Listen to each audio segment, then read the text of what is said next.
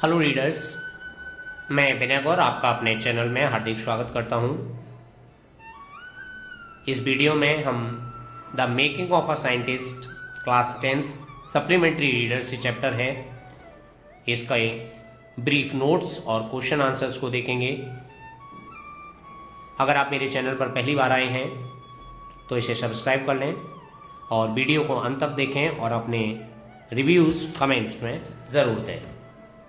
बढ़ते हैं चैप्टर की ओर। Ebright achievements at young age. A former scout of the year excited the scientific world with a new theory. This he did at the age of 22 years. It was on how cells work. Richard Herbert Everett and his college roommate explained the theory in an article. It was titled Proceeding of the National Academy of Science.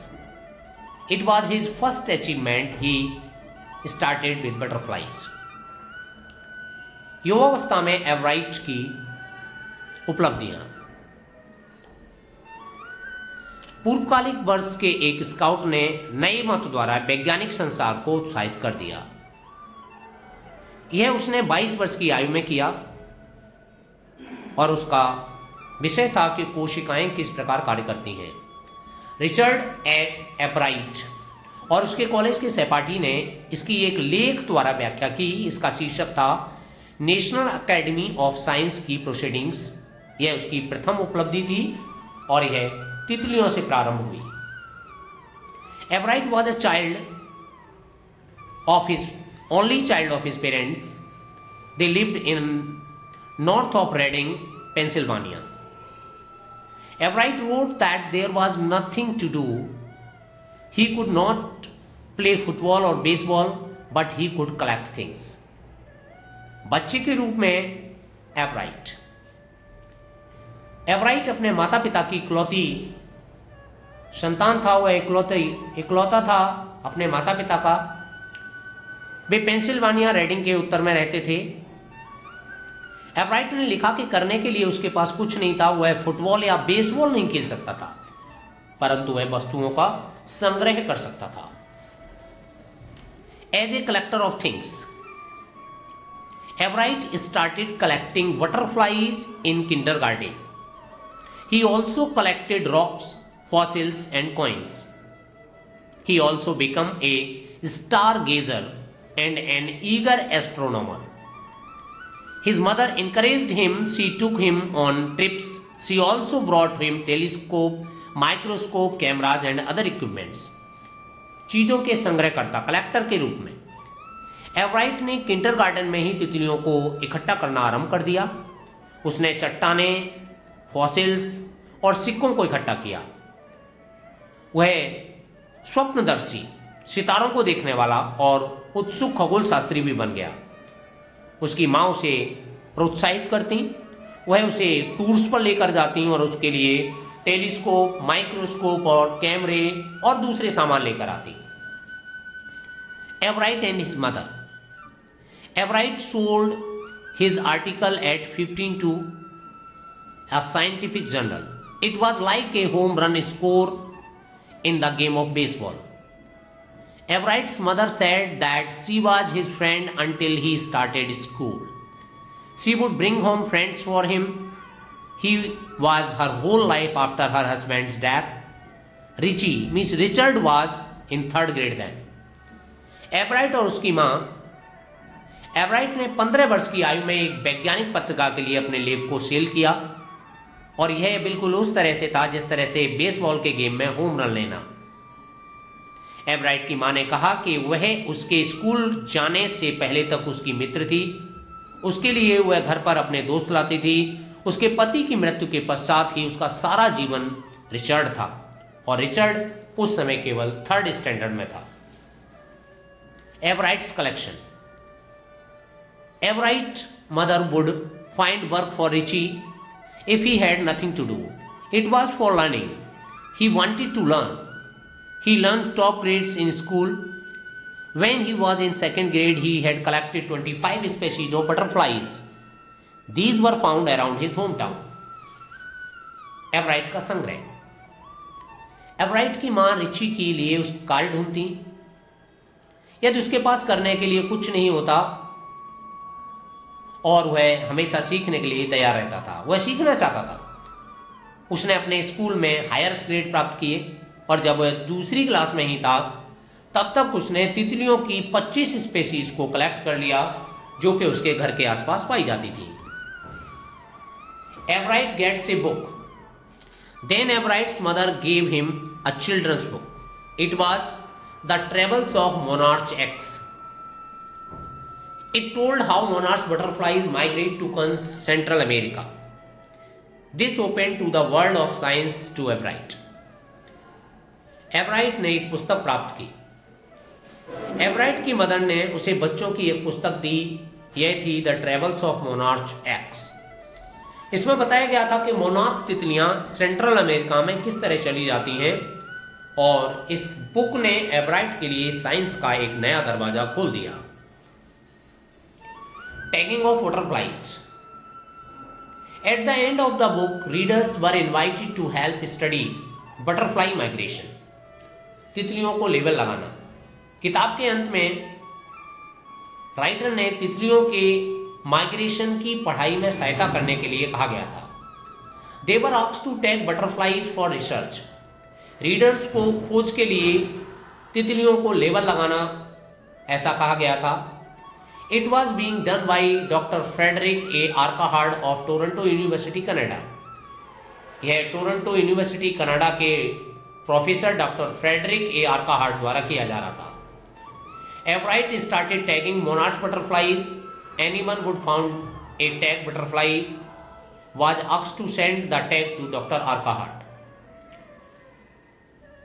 एवराइट ने monarch तितलियों को label लगाना शुरू कर दिया और जिसे बंधी हुई तितली मिले उसे डॉक्टर आर्काहार्ट को पास भेजने के लिए कहा गया था। एवराइट रियर बटरफ्लाइज। एवराइट ने अपने घर में तितलियों को पालना शुरू कर दिया। The butterfly collecting season around Reading lasts 6 weeks in late summer. Chasing them one by one wouldn't enable one to catch many. एवराइट का तितली पालन। रेडिंग के चारों ओर तितली इकट्ठा करने का मौसम गर्मी के 6 सप्ताह में होता है, लेकिन एक एक करके उन्हें पीछा करके ज्यादा संख्या में नहीं पकड़ा जा सकता था। So Everett raised a flock of butterflies. He would catch a female monarch and take their eggs. इसलिए एवराइट तितलियों के झुंड को पालने लगा। वह फीमेल बटरफ्लाई को पकड़ता और उसके अंडे ले जाता। He would raise them in the basement from egg to adult butterfly. Then he would take the butterfly wings and let them go. वह उन्हें अपने तहखाने में बेसमेंट में पालता और मेच्योर होने तक उन्हें रखता और फिर वह तितलियों के पैरों में लेबल बांध देता और उन्हें जाने देता। Decided to do real experiment. सही प्रयोग करने का निर्णय। In 7th grade Ebright got a hint of what real science is. He entered a country science fair and lost. 7वीं क्लास में एवराइट को एक संकेत मिला कि वास्तविक विज्ञान क्या है। उसे गांव के विज्ञान मेले में उसकी प्रविष्टि हुई, लेकिन वह हार गया। He realized that the winners had tried to do real experiment, so he decided to do the real experiment. The subject was the insect work that he had already been doing. उसने अनुभव किया कि विजेताओं ने वास्तविक प्रयोग करने की कोशिश की थी, इसलिए उसने वास्तविक प्रयोग का निर्णय लिया और उसका विषय था कीड़ों मकोड़ों का कार्य जिसे वह पहले से ही कर रहा था। His research wins. उसकी खोज की विजय होती है। For his 8th grade project, Everett tried to find the cause of a viral disease. It killed all monarch caterpillars. He thought the disease might be carried by a beetle. He tried raising caterpillars in the presence of beetles, but he didn't get any real result. But he showed his experiment and won. 8वीं class में उसका project का विषय था एक viral बीमारी का कारण उसने सभी मोनार्क कैटरपिलरों को जिसने मार दिया था, उसने सोचा कि बीमारी एक झींगुर के द्वारा लाई जाती है, बीटल के द्वारा लाई जाती है। उसने झींगुरों की उपस्थिति में कैटरपिलर्स को पालने की कोशिश की। उसे कोई सही परिणाम तो नहीं मिले, लेकिन उसने अपने प्रयोग में जीत हासिल की। New theory. In his second year in high school, Ebright began to research. It led to his discovery of an unknown insect hormone. Indirectly, it led to his new theory on the life of cells. High school के अपने दूसरे वर्ष में एब्राइट ने शोध कार्य आरंभ किया। इससे उसके द्वारा एक अपरिचित कीड़े हार्मोन की खोज हुई और अप्रत्यक्ष रूप में यह उसे कोशिकाओं में जीवन इस नए मत की ओर ले गई। About DNA. A year and a half later, Ebright got the idea for his new theory about cell life. He did so while seeing the X-ray photos of this chemical structure. The photos gave him the answer to one of the biology's puzzle. It was how the cells can read the blueprint of its DNA. DNA is the substance in the nucleus of the cell and controls heredity. It is the blueprint for life. लगभग 1.5 वर्ष के बाद एब्राइट को रासायनिक संरचना के x ray देखते हुए कोशिका के जीवन में अपने नए मत का विचार आया। उसने ऐसा रासायनिक संरचना के एक्सरे को देखते हुए कहा, फोटो के द्वारा उसे जीव विज्ञान की पहेलियों में से एक पहेली के बारे में उत्तर मिला और यह था कि एक कोशिका अपने डीएनए ब्लूप्रिंट को कैसे पढ़ सकती है। एक कोशिका के अंदर में डीएनए एक ऐसी वस्तु है जो वंश का नियंत्रण करती है और जीवन का ब्लूप्रिंट है। Ebright and his teacher. Ebright also found someone to admire. He was Richard A Behrer, his social studies teacher. Ebright said about him that he opened his mind to new ideas. Richard A. Wearer also spoke highly of Ebright about his interest. He won because he wanted to do the best job. Ebright और उसके teacher. एब्राइट को प्रशंसा करने के लिए एक व्यक्ति मिल गया। वह थे उनके सामाजिक अध्ययन के टीचर रिचर्ड ए वियरर। एब्राइट ने उसके बारे में कहा कि टीचर ने उनके मन को नए विचारों की तरफ खोल दिया। रिचर्ड बेहरर ने भी एब्राइट की रुचियों के बारे में बहुत अच्छा कहा। उसकी विजय हुई क्योंकि वह उत्तम कार्य करना चाहता था। Things which make a scientist. These things are necessary to making of a scientist. Start with the first rate mind, add curiosity and mix in the will to win for the right reason. Ebright had this quality. चीजें जो कि वैज्ञानिक बनाती हैं, इन चीजों में वैज्ञानिक बनने के लिए आवश्यक तत्व हैं कि अच्छे दिमाग से कार्य प्रारंभ करो, उत्सुक बने रहो और सही कारणों के लिए जीतने की हमेशा इच्छा शक्ति रहो। और एब्राइट में ये सभी गुण थे। Now the making of a scientist question answer. Why did viceroy butterflies copy monarch? Viceroy butterflies copy monarch because monarchs do not taste good to birds. Viceroy butterflies, on the other hand, taste good to birds. So, the more they look similar to monarch, the less likely they are to become the bird's prey. Thus, they protect themselves. Why did Richard Ebright give up tagging butterflies? Richard Ebright lost interest in tagging butterflies as it was tedious and there was not much feedback. He could recapture only 2 butterflies in all the time he did it, and they were not more than 75 miles away from where he lived. What are the ingredients of the making a scientist? The author gave examples from Richard Ebright's life to show that ingredients to make a scientist start with a first-rate mind, add curiosity, and mixed in the will to win for the right reason. What was the common belief about the 12 tiny gold spot on a monarch pupa? What is the actual purpose of these tiny gold spots? These 12 tiny gold spots were believed to be the ornamental only.